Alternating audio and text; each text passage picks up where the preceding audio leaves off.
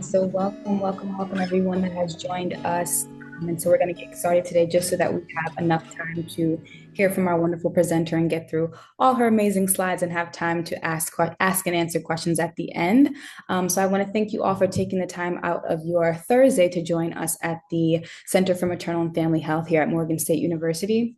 And so every month we host what is called our speaker series, where the idea is to bring together thought leaders, practitioners, community members to facilitate and to share insights, innovative research methods, evidence, and perspectives with our Morgan State community and our larger community here in Baltimore, Maryland. And so we want to thank you all for taking the time to sit with us and learn from us today. And I want to give a short introduction of our presenter today, Dr. Tyra Gross. And then we'll jump right into her presentation. So Dr. Gross is an associate professor of public health at Xavier University of Louisiana, where she has worked as a public health instructor, researcher, and mentor since August of 2015. She also serves as a department chair and is certified as a personal and executive coach.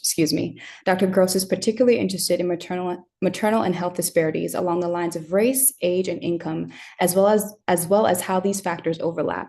Dr. Gross has the expertise to conduct community-engaged research based on her education, research training in qualitative research methods, and her prior work in nutrition and behavioral health. Given her interest in maternal and child health, the majority of her research is focused on the health of reproductive age women.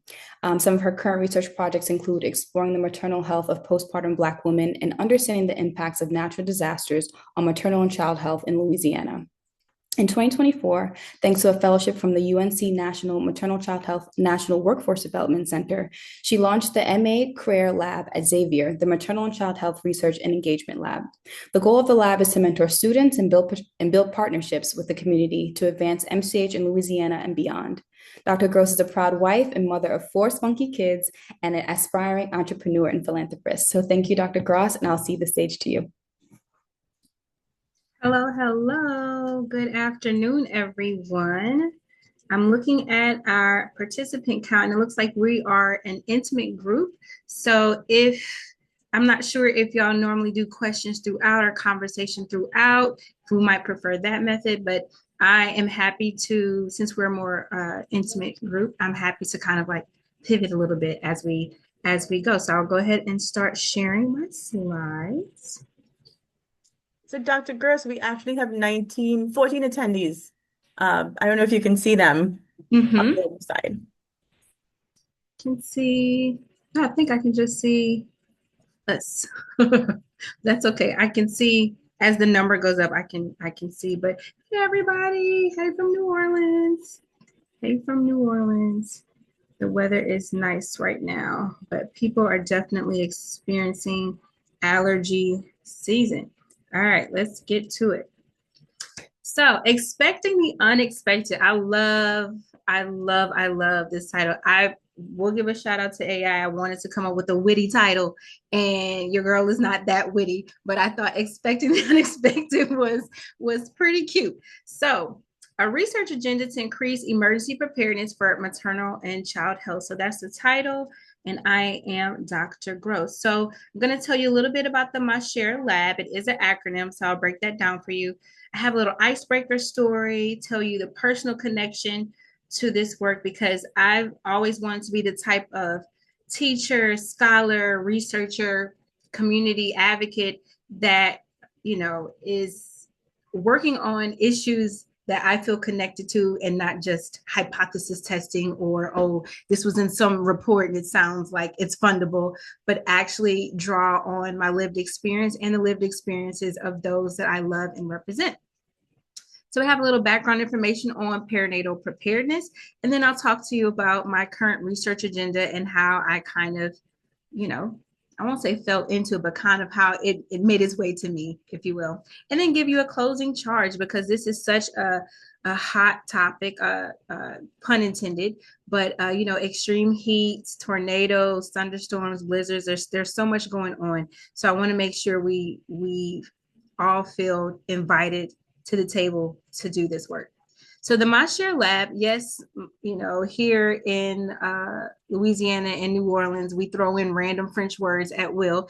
And so it's not uncommon for people to be like, hey, chef, baby, and all of that, right? So a friend of mine actually helped me think of like, oh, what if you know, could use my share? Like, what could that mean? I was like, okay, Maternal and Child Health Equity Research and Engagement Lab is what it actually stands for. But you know, a certain word I made sure I didn't put on the title. And so it was launched in April of 2024 during Black Maternal Health Week. And it's just really been a nice way to kind of brand what I've already been doing here at Xavier, but really to also attract opportunities for students in terms of training and mentoring. I have a new undergraduate special topics class on MCH, and they're getting ready to do their final poster presentations for our research symposium that's coming up. Community outreach. We had some executives from Changing, that is the organization that runs Nurse Family Partnership. We were hanging out with them while they were in New Orleans. So we hosted an evening gathering and panel for them on Tuesday. Research collaboration, that's what I'm talking about today. So the students launched the IG about a year ago. And so you can check out what we've been up to there. And we also have a website, but I would definitely say the Instagram page is the way to go. So I've had several opportunities to do a similar version of this talk where I do a more extended icebreaker because, you know, you never know who's in the audience, if they're familiar with maternal and child health, if they are a policymaker. And so the story that I'm condensing for you all is based off of this. So imagine calling 911 in your time of distress only for the dispatcher to go click. Y'all don't remember old school phones where that click was real, ooh, for the house phone click. That used to be a real mean click, but you know, nobody likes to be hung up on, right? So imagine you're in distress, you're calling 911 and click, you get hung up on. So my daughter helped illustrate a story that was called Don't Go Click. For this presentation, it's called Don't Go Click During Disasters. So she illustrated, my mom helped illustrate, my husband, my sister. So it was really, really cute. But it's based on, you know, like this little thing that comes to New Orleans. She wants to do a fellowship, little service fellowship, and she's working for emergency services and 911. So she wants to do the whole laissez le bon temps roulette, like I'm here for a good time in this cute little fellowship. And she lacks compassion with the caller. She's like, what kind of calls? What do you mean? You know, you're smelling smoke. What do you mean? You know, it's so hot and you're pregnant and you're asthma. And so she's going click on people. She's hanging up on people, right? And so the moral of the story is, you know, we don't want to go click on extreme weather patterns. We don't want to hang up on people during their time of need, these emergencies that we're seeing, right? Just about every week there's something unfolding in regards to extreme weather, but it's based off of real events, right? So if you remember, California had Hurricane Hillary in 2023. We had saltwater intrusion because there was a drought and the water was so low in the Mississippi River that water from the Gulf was flowing in. So salt water was getting into our water systems and really eroding people's appliances. Even in Memphis, people were able to walk out into the riverbed. And we also had, because of the extreme heat and the drought, the marsh fires kept burning. Like the firefighters were trying to put the water out, or put the fire out with water. But we had an incident in the fall where there was fog and wildfire smoke that created this super fog that ended up with a mega car accident that closed the interstate, a certain section of the interstate down. You can see kind of pictures right there, for over a week, right? So serious stuff. So here's some other imagery there about heat relief. You can see the fires from that major car accident from the super fog.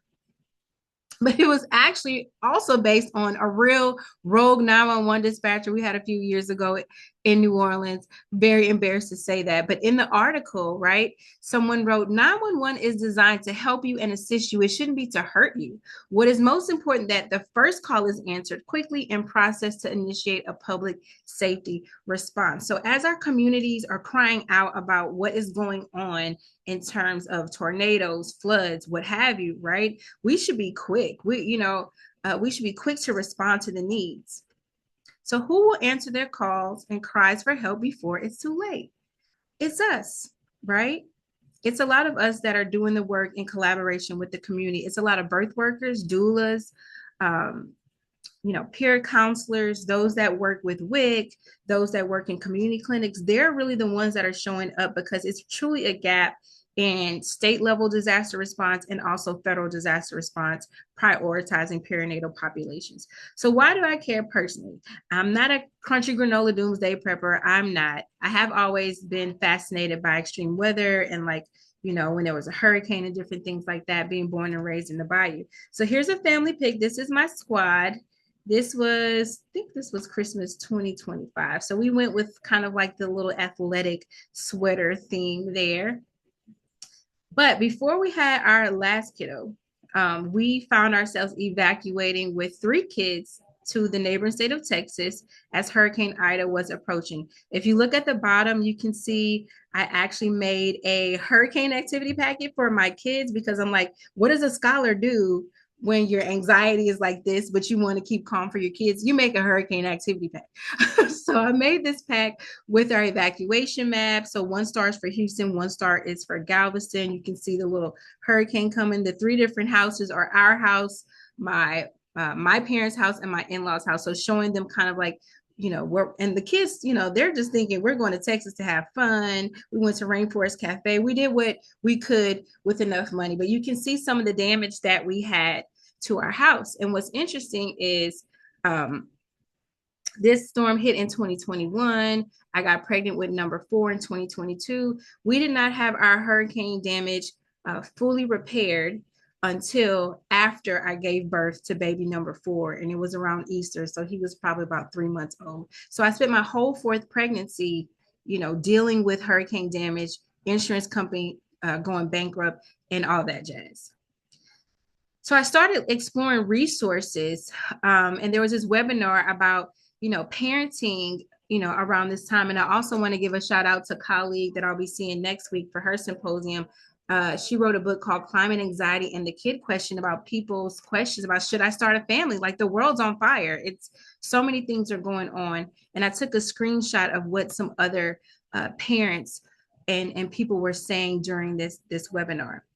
So what did I come to share with you all? Because I want to empower you to join me in this work. You already have power. I just want to let you know that you can also join the ranks in this specific niche of MCH. So fast facts.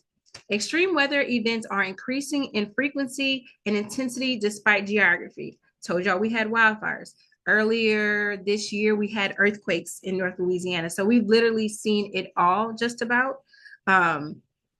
And I never thought that I would hear about earthquakes in Louisiana, that I would see blizzards in Louisiana, but yet here I am at the age of 40, and I've seen just about everything now, except for tsunami, and Lord, keep that from us.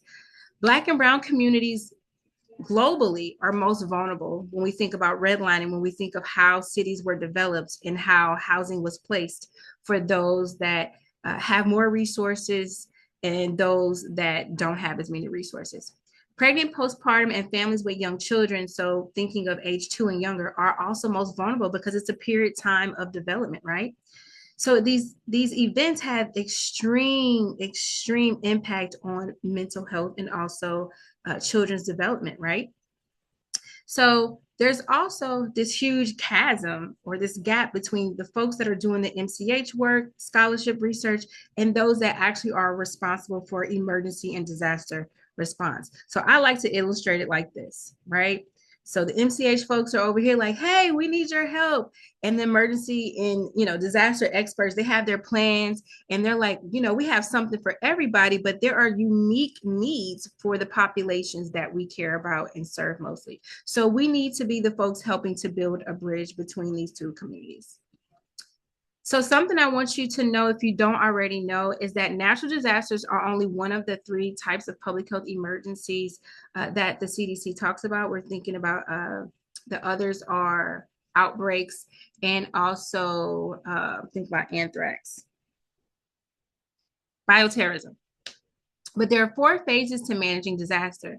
So there's the, preparedness, the response, the recovery, and the mitigation. And we have to make sure that the families that we're serving and doing community work with are considered and centered in each of these phases, not just the preparedness piece, but then something happens. And when they go to a shelter, there's not a place to safely feed your baby, or there's not resources like diapers, playpens, things of that nature.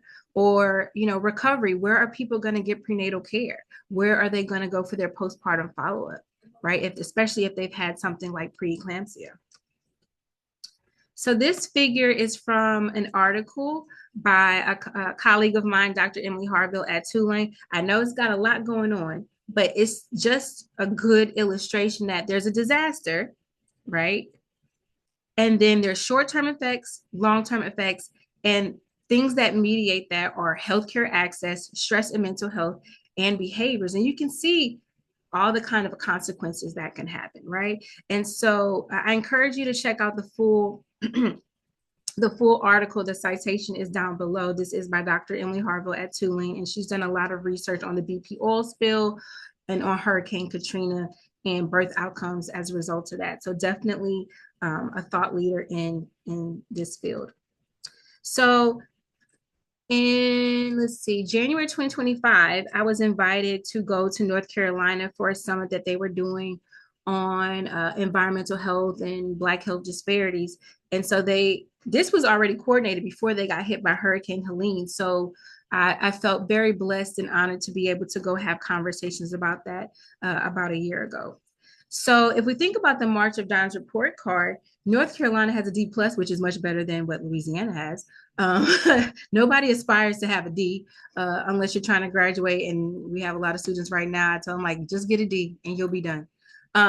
But you can see some of their MCH outcomes there, but they do on a state level have a D+ grade with preterm birth rate of 10.7%. And they also have 21% of their counties are designated as maternity care deserts. So this means that for women that live in maternity care deserts, they're traveling 2.5 times farther than those that have full access to obstetric, prenatal care, postpartum care, right? So that might be 11.9 miles on average that a woman is traveling to get care from an OB. Okay, so when we have the statistics on this slide combined with living in a maternity care desert, we see why some of the impacts of Hurricane Helene were so severe. Helene's impact has only magnified existing challenges in maternal health, exacerbating longstanding disparities in a field already under strain in this rural region.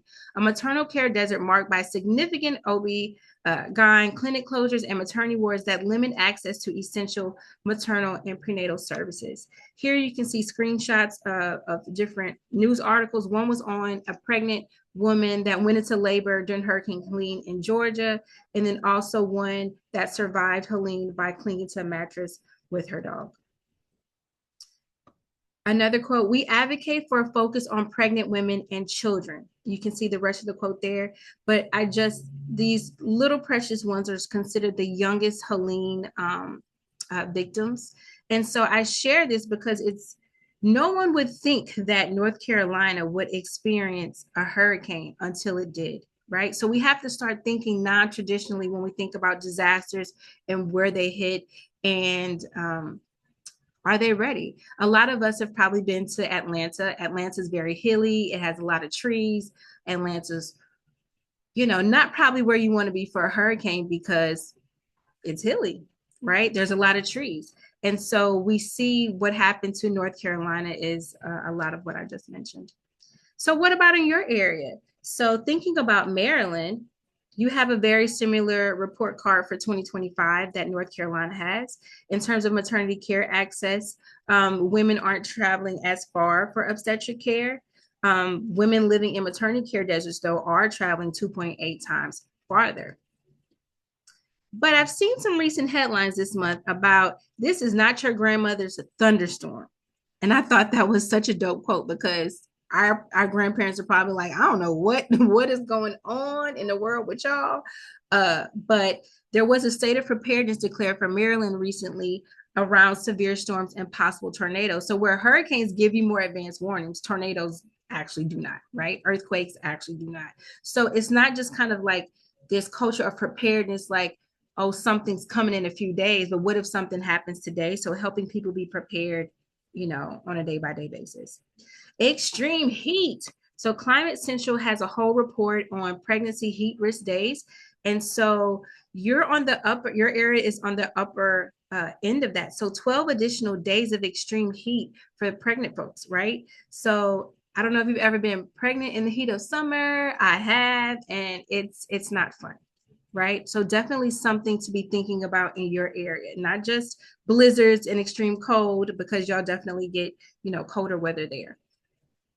So what's my current research agenda? So I want to tell you about two projects: infant and young child feeding during emergencies, abbreviated IYCFE, and my current project that's kind of winding down doulas on the front lines and my next steps.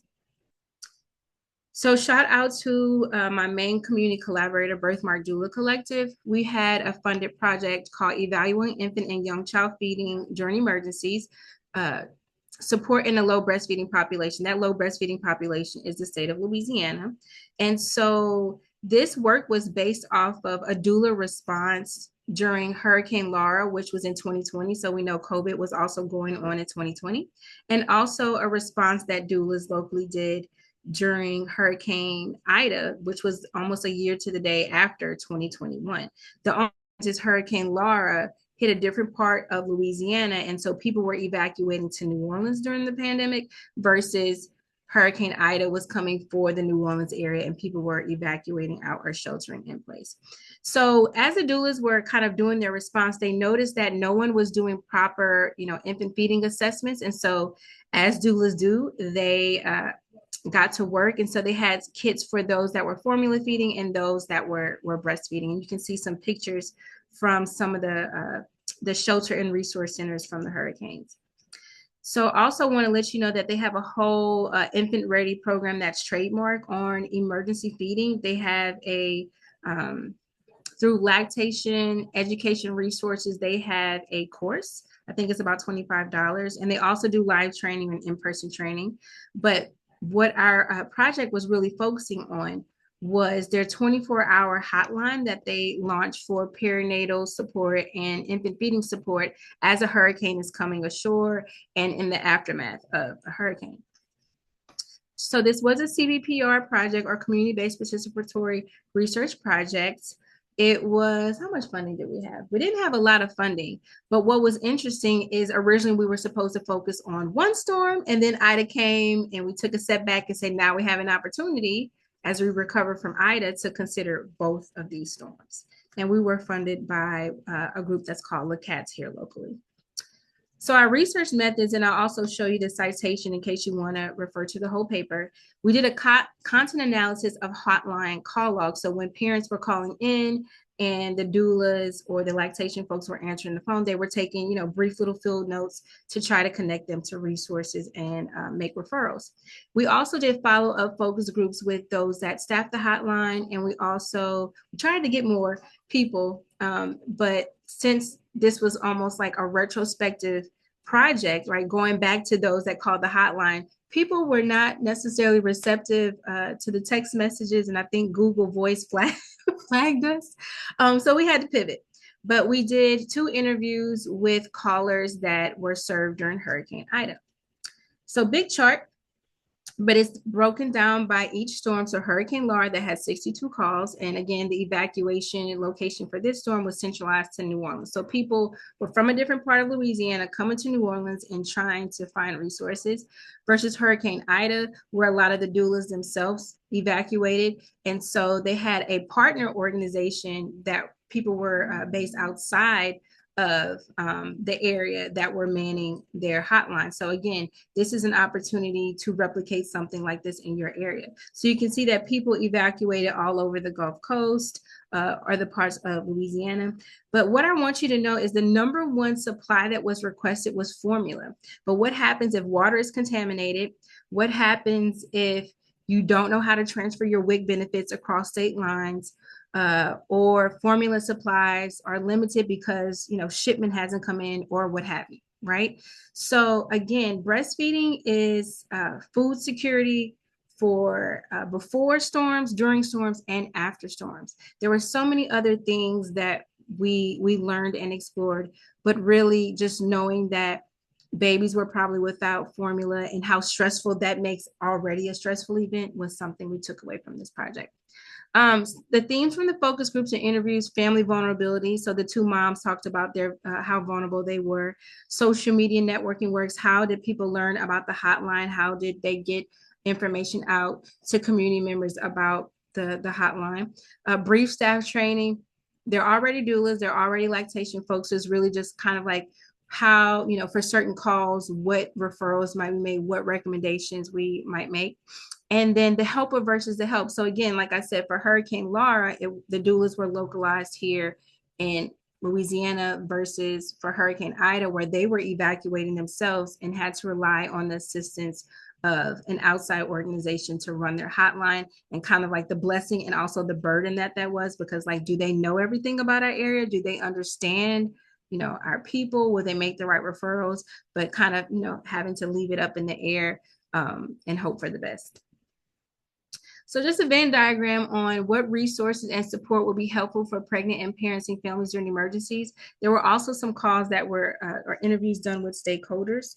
And so lactation support, formula, helping families have evacuation plans and assistance to evacuate, and then just informational support. How do I find this? Where do I go for that? Like a shelter, I'm looking for, a car to get me and my family out, right?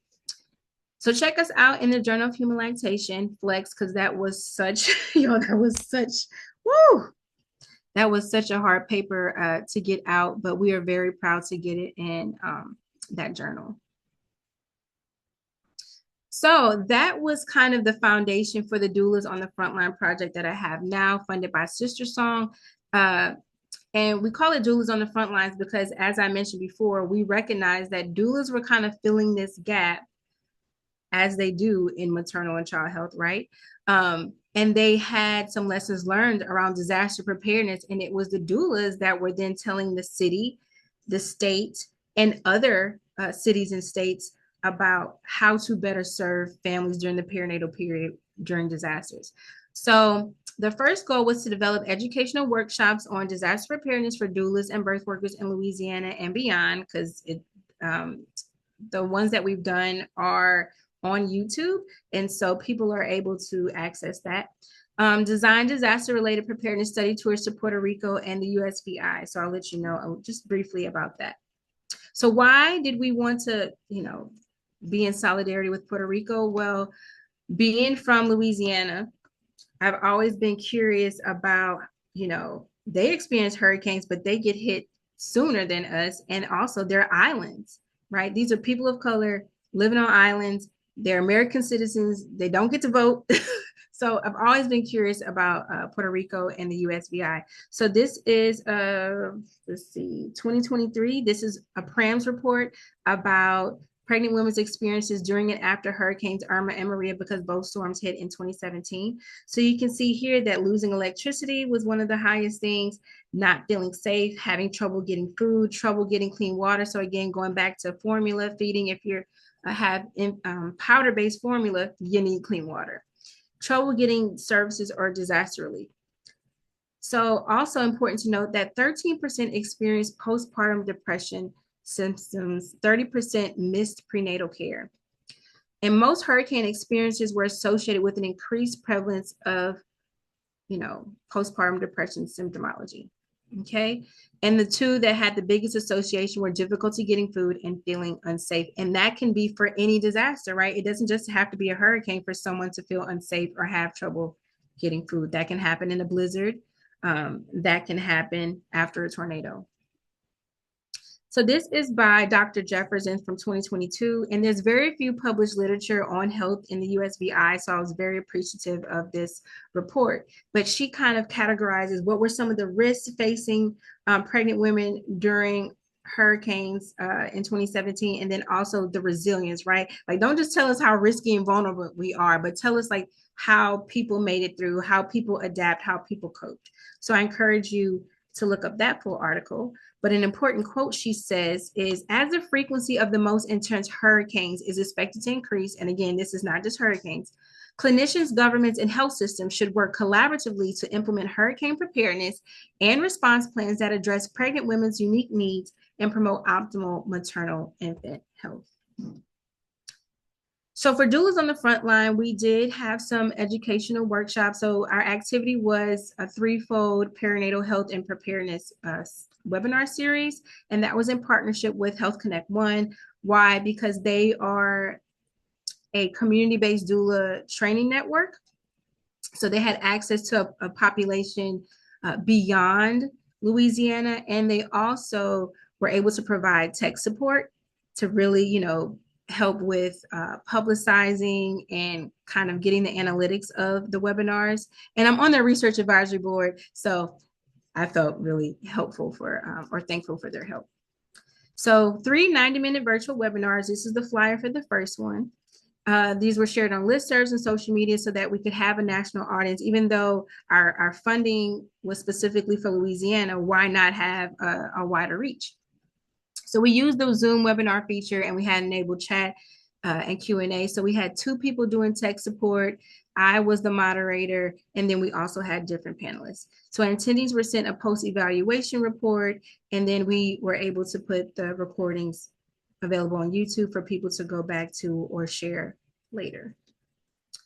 So 326 people actually registered, but you know how it is. People register and then be like, oh, I forgot, but hopefully they send me the recording. I registered so I can get the recording. So we had 148 unique attendees, and participants rated the series highly for satisfaction and content. Unfortunately, something was going on with their Zoom account, and we weren't able to get the evaluation criteria for webinar 3, but this is the second webinar flyer there. So attendance ranged from 37, I think, for webinar 2 to up to 66 for either webinar 1 or 3. I'm not sure which one that was.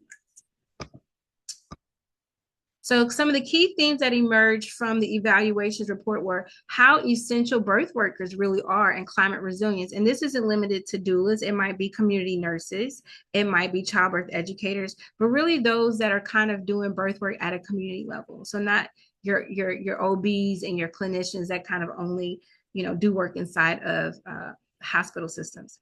The need for increased cross-sector collaboration. So collaborating with people that do transportation. I know here locally, they do a hurricane season preparedness fair. And of course, it's New Orleans, so it's going to be fun. But we've had the fire marshal come and talk about, how to safely use a generator, right? And some of the outcomes that he's seen when people don't use or don't know how to use generators. And it's unfortunate because, sometimes people perish. But the disproportionate impact on marginalized communities, so our Black communities, our Latinx communities, our immigrant communities, those that live in communities that do not have a lot of investment, but also what are some of the practical strategies in the intersection of maternal and child health and environmental health. And what's interesting is that they wanted the webinars to be longer. They wanted breakout rooms. They wanted more conversation. And so it definitely was well received. So second fold purpose of doulas on the front lines is to design, y'all, I'm so excited, but I'm like going too fast. Design related disaster preparedness study tours to Puerto Rico and the USVI. So one of the reasons I'm passionate about uplifting the USVI is, so for example, we looked at some of the reports from March of Dimes, the report card, right? This is the largest Black community we have in the United States of America, and they are hardly ever reflected in any data set because of missingness of data. So they do not have a March of Dimes report card. Puerto Rico does. Puerto Rico does the March for Babies. Puerto Rico has a March of Dimes office there, but the USVI does not. And a lot of times people from the USVI will go to Puerto Rico for care, okay? But again, they cannot vote. If you did not know that, they cannot vote in federal elections. So their voices are often neglected or downright not even heard, or people don't even attempt to listen to them. So in 2024, our research team went to Puerto Rico to try to community network, go to the March of Dimes walk there. It got rained out. But we were really trying to see hey, would people be receptive to connecting with birth workers from New Orleans and Louisiana to share lessons on, emergency preparedness, living in, the times that we're living in where communities are disenfranchised, people are not heard. Leadership is disconnected from what's going on. So we were able to bring a team of birth workers, 6 of them in November of last year. And we are planning a research team trip to the USVI St. Thomas specifically not next month, in June. Keep forgetting we are in March. I'm ready for May. I'm ready for graduation. So here's a few pictures. So this is the squad that went with us. And we also have a few, so I don't have a laser pointer, but next to my friend Malika in the back in the blue scrubs, you see one of the local lactation ladies there. And next to her is another one. So before they came to have lunch with us, we watched a documentary called La Operación about the history of sterilization and, population control in Puerto Rico, which I highly recommend for everybody to watch because it gives you a really interesting context of how there was a master plan to do this in Puerto Rico, and things just continue. And I also want to give a shout out to, if you see my friend Tay with the low blonde cut, she did just apply to Morgan's online DRPH program. So I put that letter of recommendation. I told her I would give her a shameless plug today. So here we're at a feminist group called Taller Salud, and they do a lot of Afro-Boricua or Afro-Puerto Rican outreach around youth and sexual and reproductive health. And so we went and hung out with them. Here's me and my doula on swings at the beach after we just had a La Bamba class. Highly recommend La Bamba. It's so engaging. It's fun. So it was a great team building exercise, but also we were at the community that's considered the Black hub of Puerto Rico. And so it just felt like a blessing to be there. So next steps, we have IRB approval to do a statewide doula survey on preparedness. We are planning a birth worker study tour to the USVI, but due to limited funding and limited timeline, it probably will just be the research team just to build, connections and hopefully secure funding in the future.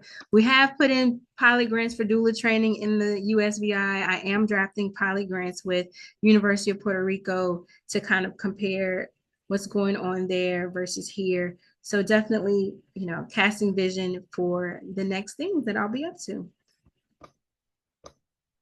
So let me check my time, 2:10. All right. So I have 8 questions. These are PRAM survey questions that only Tennessee and Hawaii have asked, but they're on preparedness. And I love them so much that I've been using them in every talk.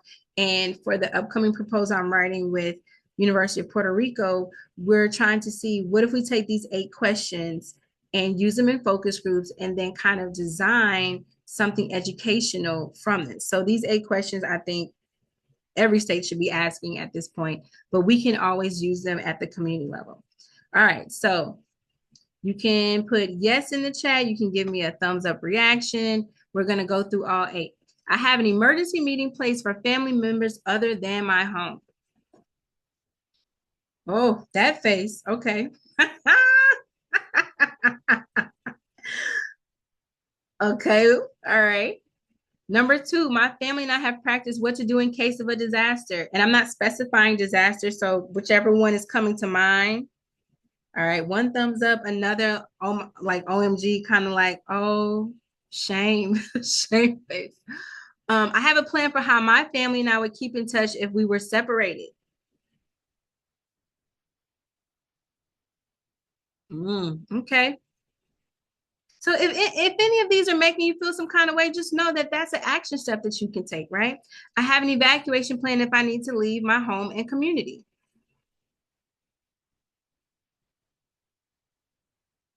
Okay, see 1 thumb, 2 thumbs, a few little faces of dismay. So for those of you that have children, I have an evacuation plan for my child or children in case of disaster. So permission for daycare or school to release my child to another adult. I know I have emergency contacts for all of my kids and permission for them to be released to someone else. 6, I have copies of important documents like birth certificates and insurance policies in a safe place outside of my home. I will count the cloud. So if you have it in the cloud some kind of way, I think that's great. I also want to have physical copies at my mom's house because their neighborhood has not ever flooded, whereas New Orleans floods. And we've also seen cyber attacks and things happen. So I'm like, things are in the cloud until they're not, right? So number 7, let me move my little. I have emergency supplies in my home for my family, such as enough extra water, food, and medicine to last for at least 3 days. And the reason there's an asterisk there is because in Hawaii, they said 7 days because they are an island community. So they may need more supplies. And shout out to Hawaii because I know that they've also recently experienced some flooding. Last question. I have emergency supplies that I keep in my car, at work, or at home to take with me if I have to leave quickly. Right? Just that little running, that little running sign that you see next to emergency exits, right? If you got to leave quick. All right, so give me your total. What's our total? You can come off mute and just say it, or if you're too embarrassed, just you know what it is. That's between you and God. You know what it is, right? So, which areas are you most prepared for and least? I want you to reflect on that. You don't have to share out, but think about that. Because if we're people that serve, people that advocate, people that lead, and we are not the most prepared, I think you can fill in the blank there. But also, how would the communities and families we serve answer? Which areas are they most prepared versus least prepared? Well, based on the studies done with PRAMs in Tennessee and Hawaii, new mothers reported being most prepared with supplies for several days, yay. Least prepared with copies of important documents, right? Like, nowadays you can get your immunization records digitally, but what about your health insurance card, right? What about any other important document you may need? Your car insurance because your car got flooded and you had to evacuate with somebody else, right? Do we have other copies of these important documents? Not just for us, because they're new mothers, so the baby's information as well. So families need support in preparing for and practicing what to do in case of disasters. And again, because disasters are, hurricanes are going to California, wildfires in Louisiana, right? We need to also kind of think through what might this look if it was a different type of disaster. So I came up with this acronym, Prepare in Pieces, because one of these articles said it really boils down to the questions on plans, copies, and supplies. And I'm like, well, that's really easy. We can take that to the community. Prepare in pieces. Do you have plans? Do you have copies? And do you have supplies? But shout out to these 2 references, ready.gov and Get a Game Plan. And September is also National Preparedness Month. So also a great time to have these conversations with the community. But again, for every observance, for every month, we can be weaving this in to what we're talking about. Breathe. That's also a little pause slide for me. It can be a lot to take in, but I want us to end empowered and hopeful. So in the past, I've had a presentation of like Uncle Sam pointing like, you have the power. And it was like, no, we don't want to see Uncle Sam. We don't see nobody pointing at us. Just know I am reaching my hands out to hug you, to hold hands in solidarity with you, because we can be in this work together. So exposure to heat, wildfire smoke, flooding, hurricanes, and the like are associated with negative maternal health and birth outcomes. And the research on this is not just domestic, it's also global in nature. So there's lots of reports from other countries around these issues. Birth workers and community organizations are filling a gap that unfortunately our government is not. So here are the talking points that I mentioned, but I do want you to remember, I think about Tupac, a rose that grew from concrete, but there's hope. There is hope, right? As long as we here, there is hope. So these are some of my sheroes and collaborators. So I just wanted to give them a little shout out. And let's answer the call. Let's not go click on our community because we're not having these conversations. We're not sharing resources with them. We're not being a lifelong learner. We're not prepared ourselves. So we can't help them, put your own mask on, right? Put your mask on first so that you can help others. So that's what I prepared for you today, Morgan State. And I hope that it's helpful. And I look forward to your questions. Thank you so much, Dr. Gross. That was a wonderful presentation. I love the preparedness question slides. I'm ashamed to say that I did not get You get a good score on the test. But I want to start off. We have a question in the Q&A. I'll read it out for you. So the first question is, have you done any work on emergency preparedness with community health workers? I work with a maternal health home visiting program, and I think this would be an ideal setting for this type of education. So actually, the keynote that I did in DC February 2024 was to the National Home Visiting Summit. So I would love to have more, smaller group or localized conversations on this, because there's a lot of overlap, I feel like, between what community health workers do and doulas, whereas community health workers kind of focus across the life course, and doulas kind of focus on the perinatal period. So I think, that community health workers are also huge, underappreciated assets in our community, right? So I would be happy to have conversations on that and share resources. Thank you, Dr. Gross. We only have one, so I'm going to let people get a chance to type any questions they have, so we can continue to answer Well, them. my question was, Oh, yes. how y'all did on that poll? Like, where were you like? Because then whoever was putting that emoji, like, what was that? That was me. Yeah. Yeah. Okay, second question. Oh, Dr. Baptiste, go ahead. Hello, Dr. Gross, and thank you so much for such a wonderful, thought-provoking presentation. I had a question around extreme heat, because that's not something that we typically talk about at all, at all. I was just wondering, how is that conversation moving forward where you are, and what kinds of interventions do you foresee for our populations at risk? So actually, going on right now, our city has a citywide, citizen level heat survey, because they're trying to have an updated city plan for extreme heat. And so that's been kind of disseminated out a lot. We've also, one of the sheroes on the slide is a Haitian sister from Miami. And so they've been doing a lot of things around heat there. And she's a doula mentor and trainer.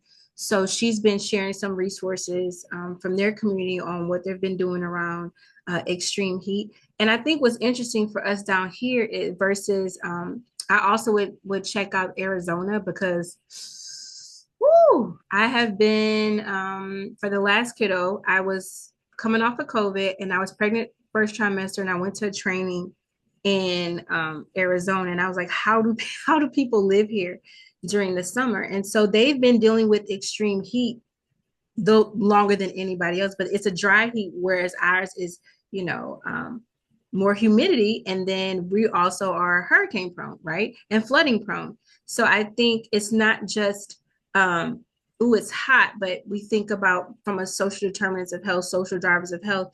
If it's hot and you need to run the AC, that's going to be more expensive for you, right? So, or if you've experienced a disaster and you're housing insecure, or your housing is not up to code right now, but you're living in it under a tarp, and you don't have heating and cooling, right? So I think the extreme heat conversations go beyond the actual physical symptoms of babies being more likely to be born low birth rate and preterm, but also kind of like it's expensive to heat and cool your house. We know how much gas is costing right now too. So I know it's not uncommon. We have 2 HVAC units. It's not uncommon for our bill in the summer to be $500. It's not uncommon. And we have a 100-year-old shotgun house with a Camelback addition. So yeah, so when we think about the age of your house, right, the insulation. So for example, when y'all probably saw when Texas and Louisiana had the blizzard and the freeze and the extreme snow last winter. So not 26, but early 20. I want to say it was 20. Yeah, was it 25? All my years are running together, y'all. So because our houses are built for humidity, when it's freezing outside, it's freezing inside. Mhm. So one of our HVAC units was struggling, so we just turned it off, and it got to like 30 something degrees downstairs. So we were just like hunkering down upstairs, right? So yeah, like these extreme ranges, like for summer it's heat, but then for winter, communities are dealing with extreme cold, and if roads are frozen over, then what's the plan for getting someone to birth safely? I remember reading an article from an OB in Puerto Rico, and we know a lot of the guidance on the CDC website is like evacuate when you can, and once you can do whatever, evacuate. And they're islands, so where they're going, where they evacuated to, another part of the same island that's been hit. So the OB wrote, that she's been talking to patients about, if you should go into labor at home, here's what I want you to have. Mm. Like birthing in place. We talk about sheltering in place because you can't evacuate. Birthing in place, like what does that look like? What should families have? How do they recognize the signs of labor? Are partners able to, help catch a baby? It's in the most extreme scenarios. But I mean, role playing and having kind of like working with the colleagues from Puerto Rico, we've been reviewing the literature on like what have people done, and in Turkey they've done some video modules around perinatal preparedness, right? So like, how do we help people? Because it's already hard having a kid. It's already, you hear all these news about the disparities, right? But then this is an added stressor, a mega stressor at that, right? So how do we have the conversations when things are going okay, if and when things aren't, right? Just like if you should have a C-section, or if baby should be in the NICU, if a disaster should arise, here's some things to consider. Hope that answers your question. I feel like I went around the world. Yes, yes. Thank you so much. You're welcome. We have another question for you, Dr. Gross. So, what are ways that we can support mamas and families with children who require technology to support life, i.e., vents during emergencies?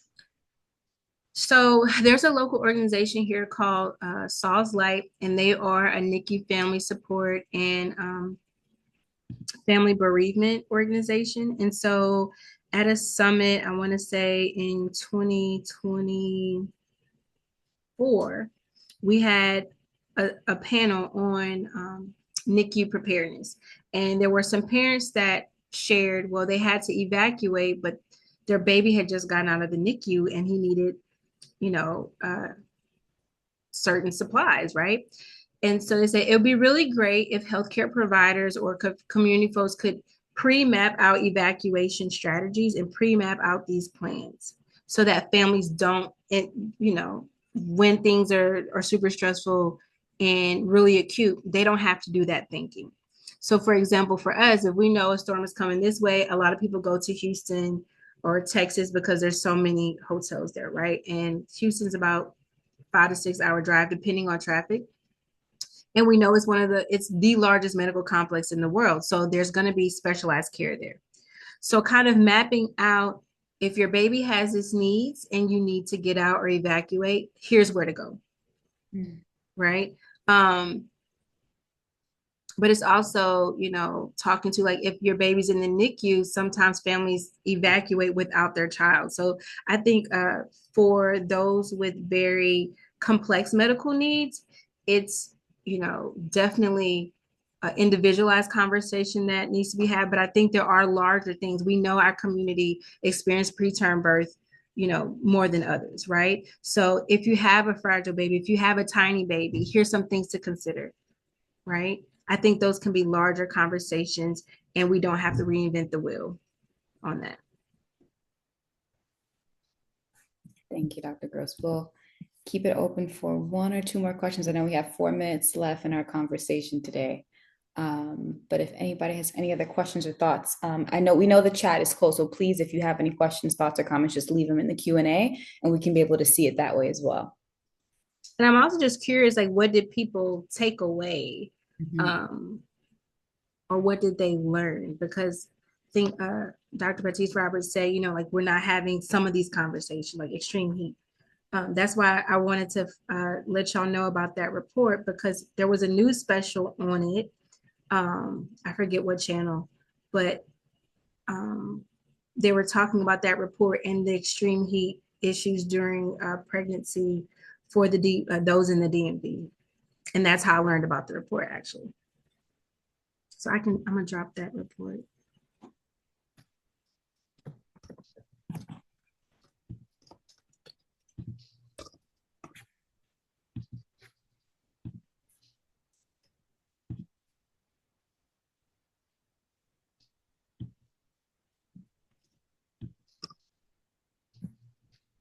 So climatecentral.org is, and that link is specifically to the summary on, and there's an interactive map.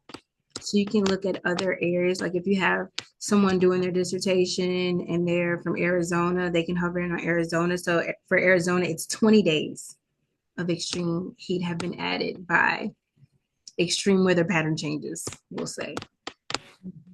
We have two comments for you, Dr. Gross. So one person said the questions are going to help me better prepare. I agree and second that. And then another comment that said, no questions, just a thanks for the Hawaii shout out and thanks for sharing your wisdom and experience, Dr. Gross. Aloha from John. Oh, you're welcome. And I do have a question for you, Dr. Gross. So I'm specifically interested in people's and participants' experiences and expressions toward those questions. Like, what's kind of the range that you get when you give those questions to people? Because like there's simple questions that we should always, always think about or just have thought about, but just seeing them and being like, I've never thought of that, is really an eye opener for me. I think the copies question, because I think people are like, oh, if I have, lunch meat, tuna, or some non-perishable, whatever, I think they feel like, well, I got my bottled water and I got my canned tuna or my pouch tuna or something. But not like, well, what do you have? Your birth certificate? Do you have your insurance card? Do you have like a waterproof lockbox with resources in it? And I know also because I have 4 kids, so we have even more bottled water. We have to think even more about what supplies to have on hand. So our strategy is like, get out, just get out. And I've also talked to people about, I know saving can feel like such a chore, but we were grateful that we had some money saved for because we're like, we're not going to wait on FEMA. FEMA did come through with some financial support, right? But that takes a while, right? So if you rather have the money saved and not have to use it for that purpose, rather than be like, I've charged up everything's on interest. But I think going through different scenarios. Going through different scenarios, and I see some of my people in the attendee list. So thank you, loved ones. Oh, Florence, hey, Florence. Dr. Gross, we have one more question for you and then one more comment.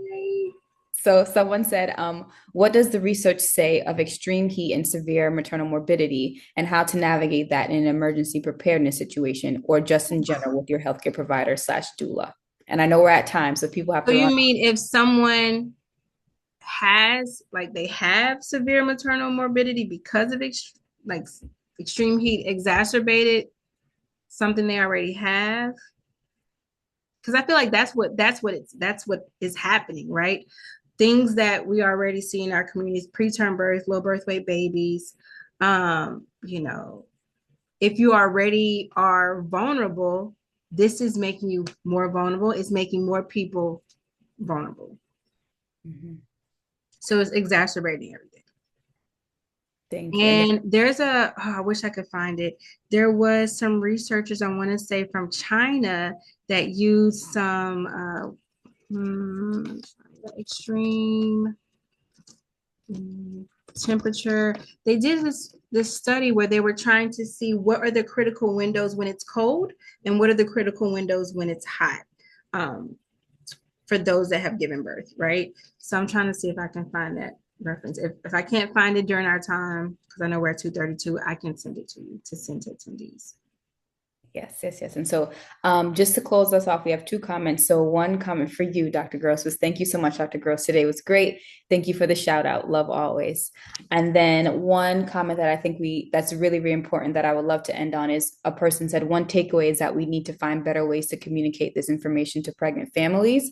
Research is one thing that is needed, but we also need but we need the information translated into practice.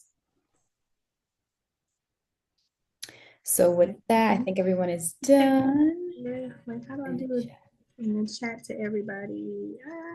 On the chat is closed. Is that other paper? No, there you go. To everyone. Thank you all. Happy spring, happy Easter, happy wearing pastels. Yes, yes, yes. Thank you so much, Dr. Gross, for a wonderful presentation. And thank you for everyone that attended. And we hope that you join us next month for our next speaker series.